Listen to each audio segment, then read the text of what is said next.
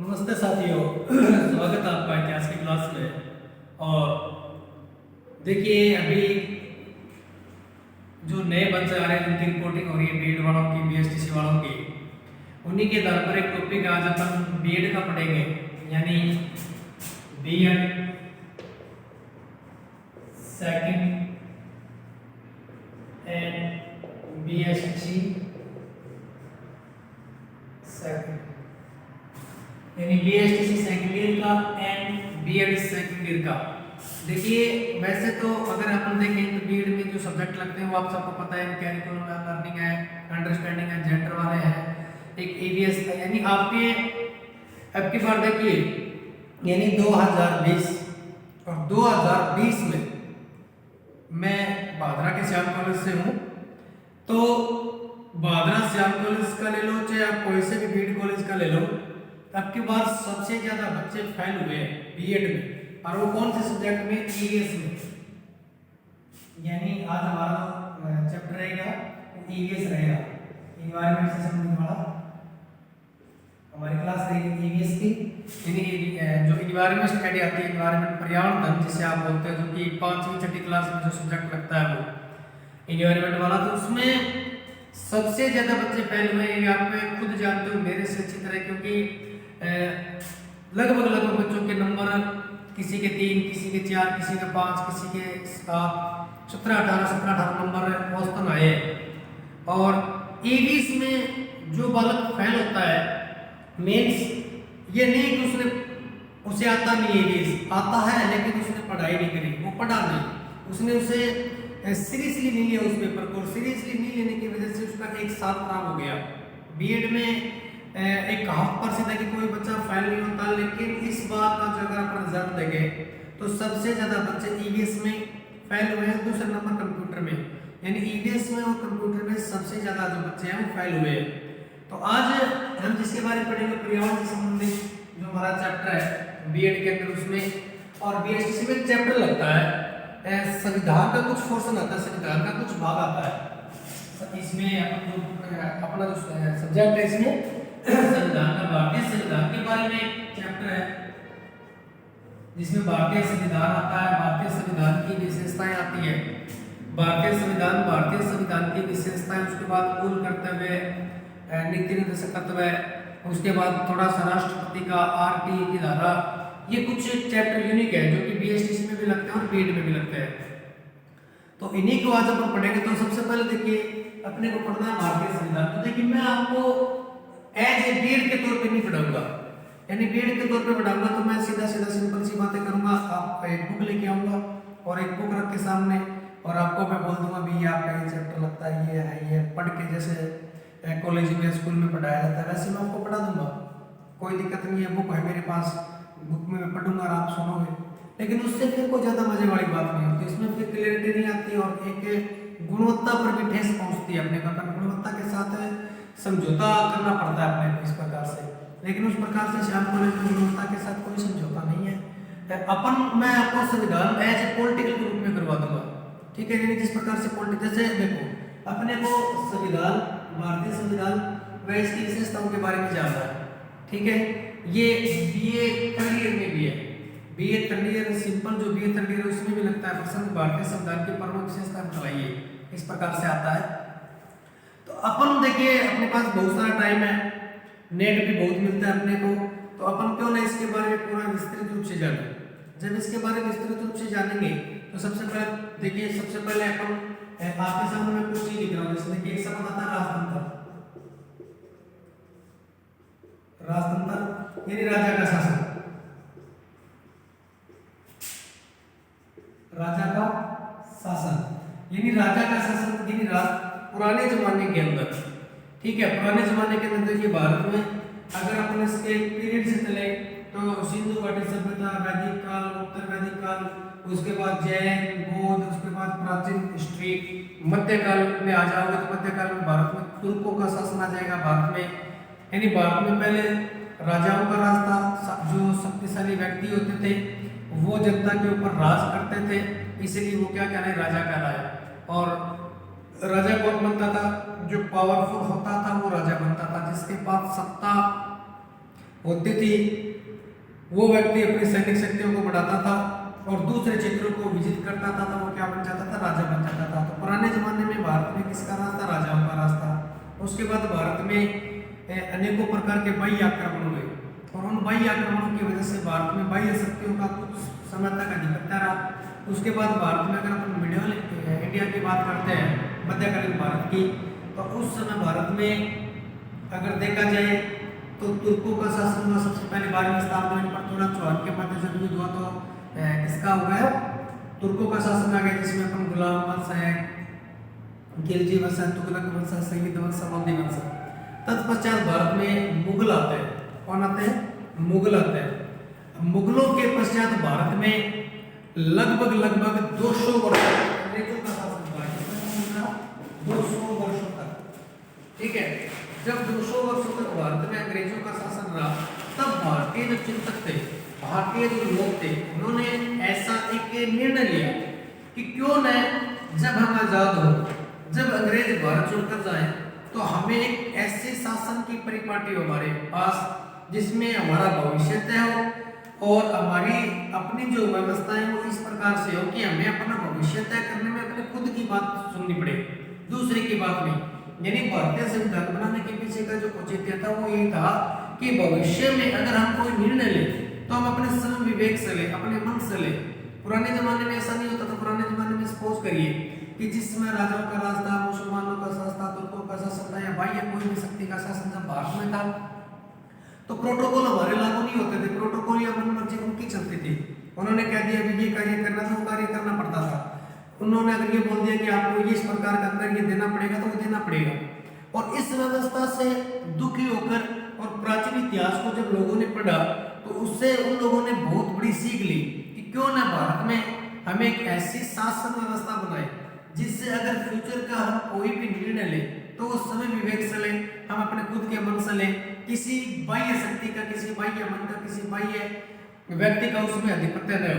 यानी भारत में भी देखा हुआ कि गुलामी का एक बहुत बड़ा दौर चला था उस समय। गुलाम भारत देखिए तुर्कों के 300 वर्षों तक तुर्कों के, उसके बाद 200-300 वर्ष 300 वर्षों तक लगभग मुगलों के, उसके पश्चात 200 वर्षों तक अंग्रेजों की।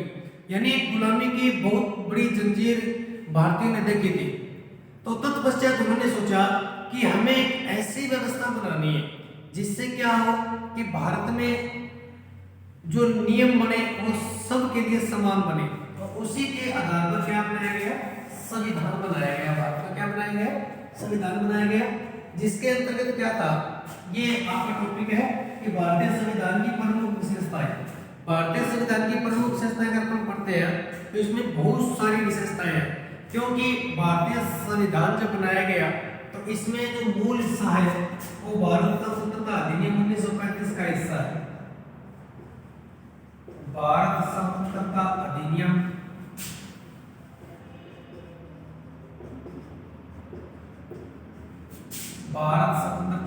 1935 का लगभग 2/3 भाग इसमें ले लिया गया भारतीय संविधान के अंदर। ठीक है, और इसके अलावा लगभग जो भारत के संघीय वाले देश थे जिसमें 12-13 देश आते हैं, उन देशों से कहीं ना कहीं कुछ न कुछ चीजें ली है भारत ने। जैसे इंग्लैंड है, अमेरिका है, फ्रांस है, ऑस्ट्रेलिया है, जर्मनी है, उसके अलावा दक्षिण अफ्रीका है, वहां से कुछ न कुछ चीजें उनके संविधान को अध्ययन करके और भारतीय संविधान में जोड़ी गई है। जिससे अपन कहते हैं ना कि कहीं की ईंट कहीं का रोड़ा भानुमति ने कुरमा जोड़ा। यानी जिस देखिए भारत का एकमात्र ऐसा संविधान है जो कि विदेशों के अन्य संविधान के सहयोग से बनाया गया है। ठीक है, और देखिए संविधान जो होता है वो 2 प्रकार का होता है। एक होता है लिखित संविधान। कौन सा होता है, लिखित संविधान, लिखित संविधान। और दूसरा एक और संविधान का भाग है वो है अलिखित संविधान या मौखिक, अलिखित संविधान। ठीक है, अब लिखित संविधान की बात करते हैं तो अमेरिका है, अमेरिका, भारत, फ्रांस, जापान, ये जो देश है यहाँ का संविधान लिखा गया है, यानी हाथ के द्वारा लिखा गया है कब, और अलिखित संविधान जैसे कि इंग्लैंड। अब देखिए भारत का जो संविधान है उसको बनाना बहुत जरूरी था, क्योंकि भारत जब आजाद हुआ था उस समय भारत में लगभग 562 प्लस में 3 यानी 565 सदस्य रियासतें थी, 4 चीफ कमिश्नरी थे, ठीक है, और अनेकों प्रकार के छोटे छोटे ठिकाने थे। तो उनको एक करना बहुत बड़ी समस्या थी। वो उस समय सरदार वल्लभ भाई पटेल के नेतृत्व में भारत के एकीकरण की प्रक्रिया पूरी की गई, जिसमें अपन राजस्थान का एकीकरण तो आपने पढ़ाई होगा, उसी प्रकार से पूरे भारत का एकीकरण आता है। पूरे भारत के एकीकरण करने में मतलब राज्य 1956 में राज्य पुनर्गठन आयोग लागू हुआ था डॉक्टर फजल अली के नेतृत्व में, जिसके अंतर्गत क्या हुआ था कि पूरे के पूरे भारत को एक संविधान के नीचे लेके आना था। और एक संविधान के नीचे लेके आने का अर्थ ये हुआ क्योंकि भारत जो देश है यहाँ पर सभी जाति धर्म लिंग संप्रदाय आदि के लोग रहते हैं, तो उन लोगों को एक करना बहुत बड़ी मुश्किल काम था, क्योंकि उस समय भारत में क्या थे, रजवाड़े थे, राजाओं का शासन था और अनेकों प्रकार की अंग्रेजों ने उनको छूट दे रखी थी। तो कोई व्यक्ति इस प्रकार से नहीं चाहता था कि हम उसके नीचे जाए, हम उसके नीचे जाए एक प्रकार से। तो ये आज मैं आपको बता रहा हूँ, अपने बताने में सरल है। देखिए एक परिवार होता है, अगर वो बिगड़ जाए तो उसको एक करना बहुत मुश्किल काम हो जाता है। और उन तो जो महापुरुष थे जैसे नेहरू थे, महात्मा गांधी थे, सरदार वल्लभ भाई पटेल थे, उन लोगों ने, डॉक्टर राजेंद्र प्रसाद, डॉक्टर भीमराव अंबेडकर, उन लोगों के प्रयासों से क्या किया गया, भारत को एक किया गया, जिसके नेतृत्व में अगर आज अपने एक अखंड भारत का निर्माण करते हैं, आज अपन अगर एक अखंड भारत को देखते हैं तो ये एकीकरण की प्रक्रिया है। अब एकीकरण की प्रक्रिया क्यों जरूरत पड़ी, अब बनाना पड़ेगा संविधान। देखिए भारत का संविधान बिल्कुल छोटा था, लेकिन जैसे जैसे इनकी भौगोलिक विविधता देखने को मिली, अनेक प्रकार की संस्कृति भारत में देखने को मिली, तो धीरे धीरे क्या अनुच्छेद बढ़ते चले गए, जिसका तात्पर्य ये हुआ कि भारत का संविधान विश्व का सबसे बड़ा लिखित संविधान है, ये विश्व का सबसे बड़ा लचीला संविधान है, ठीक है। अब अपन एक एक करके इसकी विशेषताओं के बारे में पढ़ेंगे। यानी लिखित संविधान जो हाथ के द्वारा लिखा गया है, उसके देखिए भारत के संविधान को बनाने के लिए, भारत के संविधान को बनाने के लिए 9 दिसंबर 1946 यानी 9 दिसंबर 1946 को संविधान सभा की प्रथम बैठक होती है। देखिए संविधान सभा की बैठक, ठीक है। अब इसमें दो चीजें आ गई, सबसे पहले तो आ गई संविधान, संविधान की परिभाषा देखिए, एक संविधान और दूसरा शब्द आता है संविधान सभा। इन दोनों की परिभाषा लिख देता हूं मैं। संविधान होता है कि किसी भी देश की शासन व्यवस्था को चलाने के लिए नियमों व विनियमों का जो संग्रहण होता है उसे क्या कहते हैं, संविधान कहते हैं। यानी किसी भी देश की, किसी भी देश की शासन व्यवस्था को, किसी भी देश की शासन व्यवस्था को चलाने के लिए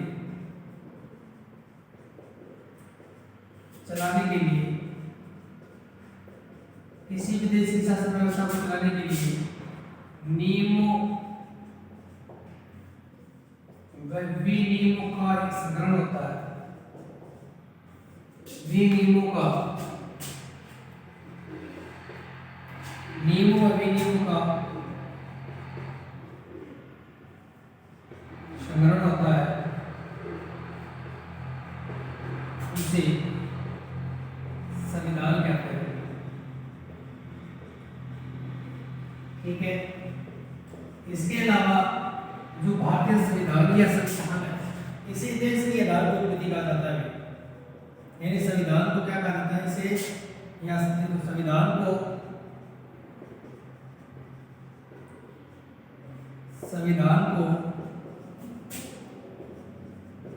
देश की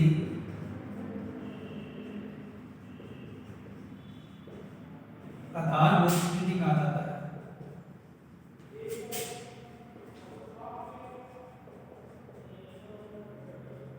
ठीक है। अब देखिए दूसरा शब्द है संविधान सभा।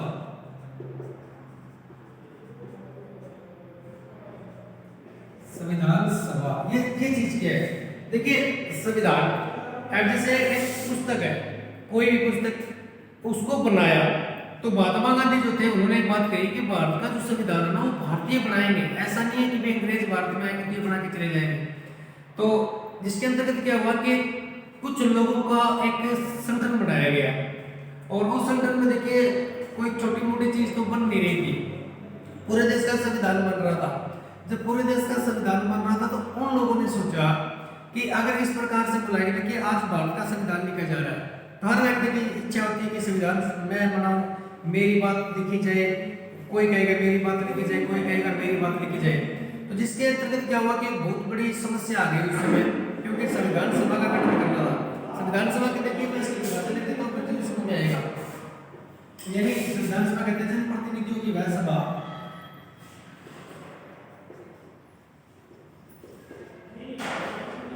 जनप्रतिनिधियों की वह सभा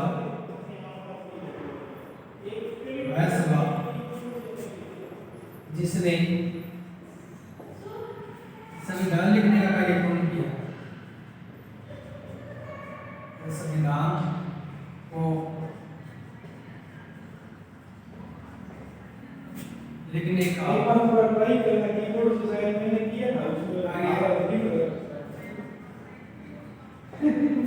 पूरा किया। ठीक है, यदि संविधान सभा जनप्रतिनिधियों की वह सभा जिसने संविधान को लिखने का कार्य पूरा किया, यानी वो व्यक्ति जो संविधान लिखेंगे। अब देखिए 9 दिसंबर 1946 को संविधान सभा की प्रथम बैठक हुई। संविधान सभा की प्रथम बैठक हुई।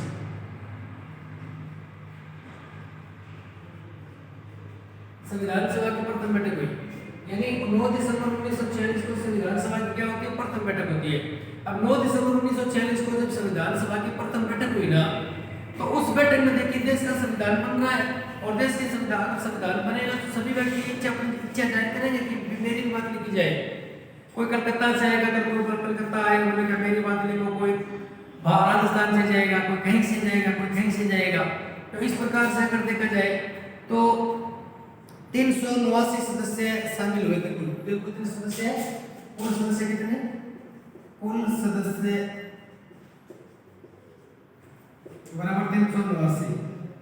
ठीक है, अब 389 का अर्थ ये हुआ कि 389 सदस्य अब भारत में क्या 389 व्यक्ति थे जो पढ़े लिखे थे और जो बात लिखना जानते थे।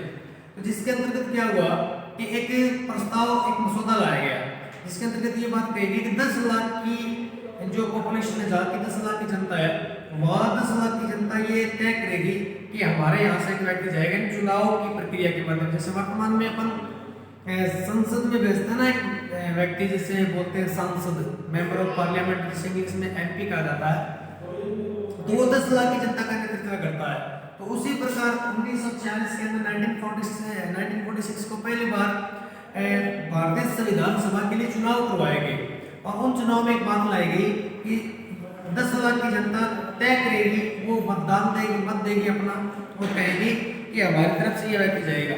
तो कुल कितने व्यक्ति? 389 सॉरी। तो इसमें 292 जो व्यक्ति थे वो थे ब्रिटिश प्रांतों से। ब्रिटिश प्रांत से कितने? 292। 4 चीफ कमिश्नरी, 4 चीफ कमिश्नरी से आए थे और 93 क्या थे? देसी रियासती, देसी रियासत। ठीक है, तो 3 और 4 7 7 2 9 9 9 18 2 3 कुल कितने व्यक्ति? 389, यानी कुल सदस्य 389 थे, जिसमें 292 ब्रिटिश प्रांतों से, 4 चीफ कमिश्नरी और 93 देसी रियासत। अब सबसे पहले आप इनको जानो कि ब्रिटिश प्रांत क्या है, चीफ कमिश्नरी क्या है और देसी रियासत क्या है। ठीक है, देखिए भारत में 1757 को प्लासी का युद्ध होता है, यानी 1757 को जब प्लासी का युद्ध होता है, 1757 को प्लासी का युद्ध, उसके पश्चात भारत में अंग्रेजों के द्वारा 1773 में एक कानून पारित किया गया जिसे बोलते हैं 1773 का रेगुलेटिंग एक्ट। रेगुलेटिंग एक्ट, और उसके तुरंत पश्चात एक दोबारा 1787 का पिट्स इंडिया एक्ट, प्रधानमंत्री पिट्स के नाम से पिट्स इंडिया एक्ट। इस एक्ट में है ना 1787 वाला जो एक्ट है 1787 पिट्स इंडिया एक्ट, इस एक्ट में एक शब्द लाया गया ब्रिटिश प्रांत। ठीक है, तो ब्रिटिश प्रांत क्या होता है, देखिए अलग अलग देखो, जैसे ये पूरा का पूरा भारत है, इस प्रकार से देखो ये भारत है पूरा का पूरा, ठीक है, पूरा का पूरा भारत है। अब पूरे के पूरे भारत में जहां पर अंग्रेजों का स्वयं का नियंत्रण है, जैसे सपोज करिए एक क्षेत्र ये, एक क्षेत्र ये, एक क्षेत्र ये, एक क्षेत्र ये, यानी 1 नंबर 2 नंबर 3 नंबर और 4 नंबर। अब यहाँ पर ये है बंगाल, तो बंगाल के अंदर तो बैठेगा गवर्नर जनरल। कौन बैठेगा? गवर्नर जनरल बैठेगा।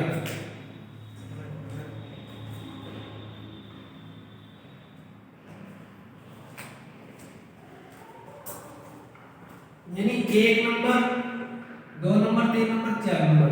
अब यहाँ पर बंगाल में कौन बैठेगा? गवर्नर जनरल बैठेगा। ठीक है, गवर्नर जनरल जो भी है विलियम बेंटिंग कैनिंग मुनरो जो भी है वो बैठेगा।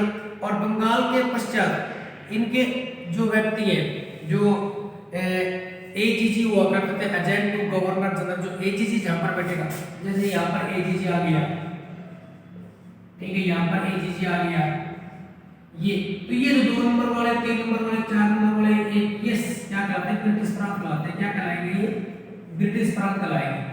ठीक है, अब सपोज करिए यहाँ पर एक छोटा क्षेत्र है ये, तो यहाँ पर क्या होगा? यहाँ पर गवर्नर जनरल नहीं बैठेगा, यानी अंग्रेजों के पूर्ण नियंत्रण में नहीं होगा ये।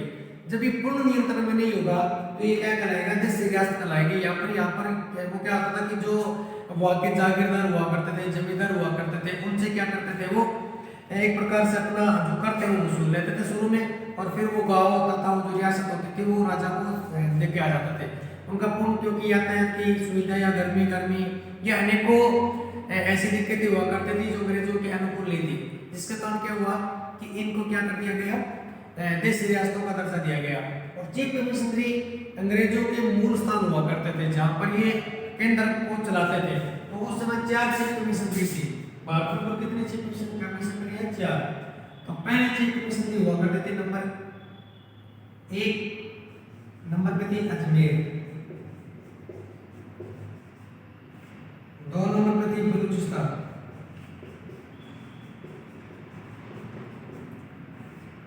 3 नंबर पे थी पूर्व कर्नाटक,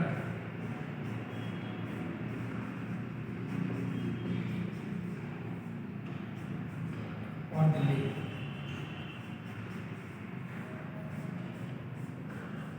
ठीक है भाई, दिल्ली। आज इनको आप ट्रिक से याद भी कर सकते हो, A B C D, यानी अजमेर, बलूचिस्तान, पूर्व कर्नाटक और दिल्ली। अभी थोड़े दिन पहले प्रश्न आया था, कई बार प्रश्न ये पूछ लेते हैं कि भारत में कितनी चीफ कमिश्नरियां हुआ करती थी, तो कितनी हुआ करती थी? 4। और वर्तमान में कितनी है? 3। वर्तमान में कितनी? 3, क्योंकि ये बलूचिस्तान बड़ा जो क्षेत्र है ये कहाँ चला गया? पाकिस्तान में। क्योंकि 1947 में जब भारत का विभाजन हुआ और विभाजन होने के पश्चात भारत 2 टुकड़ों में विभाजित हो गया। एक तो भारत रह गया और दूसरा इसका जो छोटा भाई था वो बन गया पाक बन गया। कौन बन गया? पाक। तो ये पाकिस्तान में चले गई एक चीफ कमिश्नरी। ठीक है, तो कुल कितनी अगर देखा जाए तो अब जब संविधान सभा पढ़ रहे थे ना अपन, संविधान सभा पढ़ रहे थे तो जनप्रतिनिधियों की वह सभा जिसने संविधान को लिखने का कार्य पूर्ण किया वो क्या कहलाएगी? संविधान सभा। अब संविधान सभा में कुल कितने व्यक्ति चले गए? 389 सदस्य गए।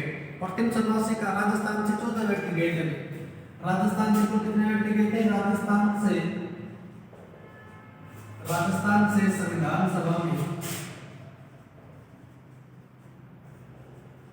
संविधान सभा में कुल 14 व्यक्ति गए थे। कुल कितने व्यक्ति थे? 14। इन राजस्थान से संविधान सभा में कुल कितने व्यक्ति गए थे? 14 गए थे। और इन 14 व्यक्तियों का जो अपना जो हुआ था वो निर्वाचन के आधार पर हुआ था, यानी पूरे राजस्थान की जनसंख्या क्या करते थे तो 14 व्यक्ति भारत की जो संविधान थे उनको बनाने के लिए संविधान सभा का हिस्सा बनने के लिए ये लोग वहां पर गए थे। तो आज अपन पढ़ के आए थे संविधान, बेसिक कॉन्सेप्ट पढ़ेंगे इस प्रकार से। अपन से वीडियो 50 बन जाए अपने, यानी अपन मैं पढ़ाने को आपको सीधा बता देता भारतीय संविधान की विशेषता, लेकिन उस प्रकार से पढ़ने में फिर इंटरेस्ट नहीं आता और नहीं हमारा बेसिक कॉन्सेप्ट क्लियर हो पाता है। तो कहते हैं ना कि कम पढ़ लो लेकिन जो पढ़ो वो अच्छा पढ़ो, ठीक है। वीडियो आप 10 बनाने की बजाय से 2 बना दो, लेकिन जो वीडियो आप 2 बनाओ अच्छे बनाओ, ताकि लोग देखें, किसी का नेट भी चले तो उसमें थोड़ा अच्छा लगे, ठीक है। तो संविधान और संविधान के बाद संविधान सभा, अगर अपन देखें तो संविधान सभा का ये जो संविधान सभा थी, इसका मुख्य कार्य क्या था? संविधान का निर्माण करना। अब इसी संविधान सभा का जो प्रथम बैठक है वो 9 दिसंबर 1946 को होती है। अगर पूछे स्थान, तो स्थान था नई दिल्ली, वर्तमान में नई दिल्ली। इसका पहली बार अस्थायी अध्यक्ष बनाया गया था, अस्थायी अध्यक्ष बनाया गया था। इसमें इसका डॉक्टर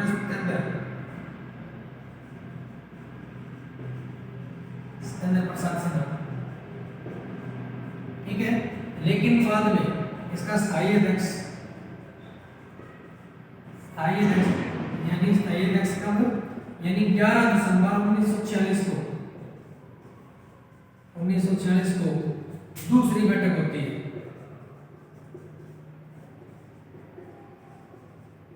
दूसरी बैठक में इसका क्या बना दिया जाता है? डॉक्टर राजेंद्र प्रसाद को क्या बना दिया जाता है? डॉक्टर राजेंद्र प्रसाद को क्या बना दिया जाता है? इसका संविधान सभा का जो स्थायी अध्यक्ष है बना दिया जाता है, ठीक है।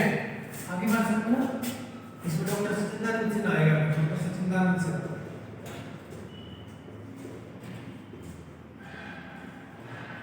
डॉक्टर जो सत्येंद्र थे उनको गवर्नर जनरल कार्यकाल में शामिल किया गया था पहली बार, ठीक है। तो पहली बार अस्थायी अध्यक्ष डॉक्टर सचिदानंद सिन्हा और स्थायी अध्यक्ष कब? 11 दिसंबर 1946 से, यानी 9 दिसंबर 1946 को संविधान सभा की प्रथम बैठक होती है, 11 दिसंबर 1946 को सेकंड बैठक होती है। इसमें इसका जो स्थायी कोऑर्डिनेटर था, अध्यक्ष था, वो किसे बना दिया गया? डॉक्टर राजेंद्र प्रसाद। किसे बना दिया गया? डॉक्टर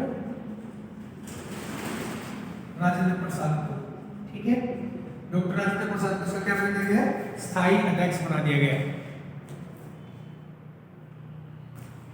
तो मेरे हिसाब से आपकी ये चीजें समझ में आई होगी। इन्हीं आप पढ़ रहे थे संविधान और संविधान सभा की प्रथम बैठक 2 दिसंबर 1946 को, सेकंड बैठक जो होती है 11 दिसंबर 1946 को। अब यहाँ पर संविधान सभा का जो मुख्य कार्य होगा वो कार्य होगा कि एक अखंड भारत के लिए एक ऐसे संविधान का, एक ऐसे नियमों का, इस प्रकार के नियमों का संग्रह किया जाए जिसमें सभी व्यक्तियों को समान रूप से क्या हो? भला हो।